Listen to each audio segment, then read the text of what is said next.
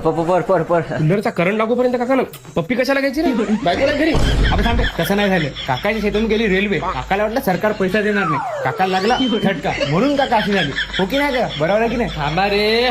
अरे तुम्ही काय बोल रे. बोला काका. देखो कधी देऊ कधी? अरे देऊ कधी नाही रे भागवते आव काका मी रस्ता गाळ गेले रस्ता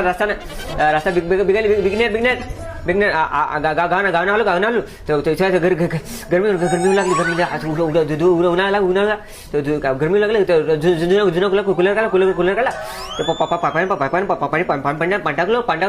पाणी टाकलो तुला काय समजलं? काका नाही का गाऊन घालून बायपासनं फिरायले होते माहिती का? आणि काकाला लोकांना असं गाऊन घालून पाहिलं आणि लोकांना करंट लागला.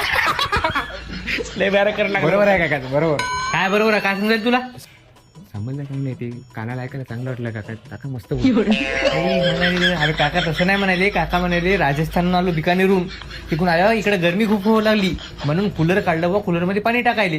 ते पाणी टाकता काकाला करंट लागला. करंट लागला. एवढाच किरबे हा त्या कूलरच्या टप्पात जीप घालायची ना. बोलणं तरी सुधारला असतं ना. म्हणजे बरोबर आहे की नाही? सगळे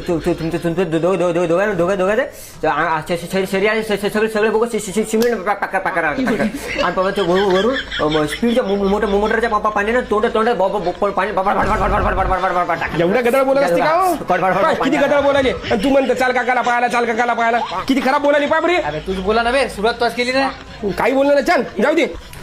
काय झालं गतिमान काका? कूलरचा करंट लागला म्हणते तुम्हाला?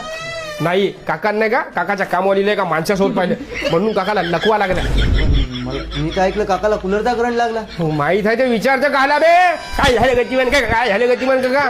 पहिले त्या माणसाने दिमाग खराब केला. डबल येत नाही त्याला पाहायला.